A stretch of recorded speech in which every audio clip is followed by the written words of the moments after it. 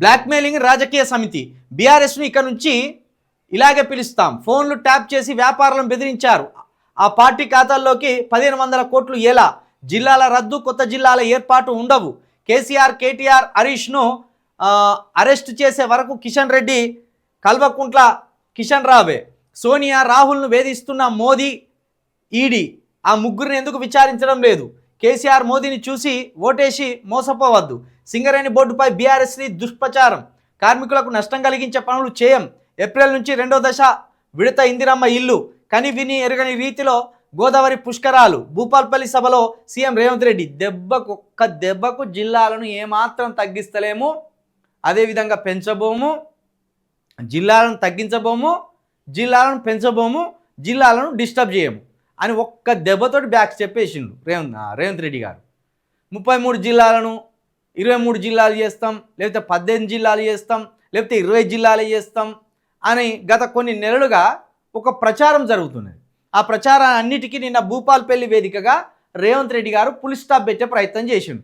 కానీ ఇది ఎన్నికల స్టంట్ అని కూడా అనుకోవచ్చు. ఎందుకంటే ఇప్పుడు భూపాల్పల్లి జిల్లాను తొలగిస్తామని చెప్పిండు. భూపాల్పల్లి పోయి ఈ మాట చెప్పకపోతే, భూపాల్పల్లి జిల్లాను తొలగించము అని చెప్పకపోతే అక్కడ ఓట్లు పడాయి. కాబట్టి నేను అక్కడ సచ్చుకుంటా, భూపాల్పల్లి జిల్లా ఉంటుంది, ఎటు పోదు అని ఒక హామీ ఇచ్చిండు. ఇక ఇది ఎప్పుడు పాత సోదే, ఇట్లు పాత సోదే. కాకపోతే లేటెస్ట్గా కిషన్ రెడ్డి మీద పెట్టాడు. కిషన్ రెడ్డి కల్వకుంట్ల కిషన్ రెడ్డి అని విమర్శిస్తున్నాడు. ఇక ఇప్పుడు సింగరేణి మీద బీఆర్ఎస్ దుష్ప్రచారం చేస్తుంది. సింగరేణికి నష్టం కలిగించే పని చేయమంటాను కదా.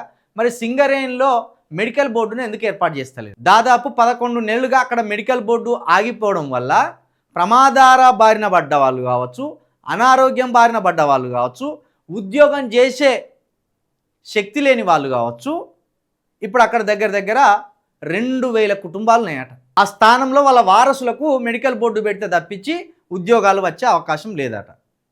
సంవత్సరం దాటితే ఆ 2000 ఉద్యోగాలకు సంబంధించిన వాళ్ళ వారసులు నష్టపోయే అవకాశం ఉన్నదట. మరి ఆ హామీ ఎందుకు ఇవ్వలేకపోయినావు? నిన్న మెడికల్ బోర్డును అతి త్వరలో మళ్ళీ ఏర్పాటు చేసి ఆ మెడికల్ బోర్డు ద్వారా ఎవరెవరైతే ప్రమాదాల బారిన పడి అన్ఫిట్ అయి ఉన్నారో ఆ అన్ఫిట్ అయిన వారిని తొలగించి వాళ్ళ ప్లేస్లో వాళ్ళ కుటుంబ సభ్యులకు ఉద్యోగాలు వెంటనే ఇస్తాం అని హామీని ఎందుకు ఇవ్వలేకపోయినారు? పాపం ఆ సింగరేణికి సంబంధించిన కార్మికుల కుటుంబాలు ప్రతిరోజు TV9లో లైవ్ వస్తే TV9లో మెడికల్ బోర్డు ఏర్పాటు చేయాలి, లేకపోతే ఇప్పుడు మన ఛానల్లో కావచ్చు మెడికల్ బోర్డు ఏర్పాటు చేయాలి, లేకపోతే ఇంకో ఛానల్ కావచ్చు మెడికల్ బోర్డు ఏర్పాటు చేయాలి అని వాళ్ళు కామెంట్లు కొట్టడంలోనే బిజీగా ఉన్నారు. పాపం అన్ని పనులు పక్కన పెట్టి ఆ కామెంట్లు కొడతాను. మరి నిన్న భూపాల్పల్లిలో ఆ హామీని ఎందుకు ఇవ్వలేకపోయాను సింగరేణి కార్మికులకు సంబంధించి? అది కూడా చెప్పాలి మీరు.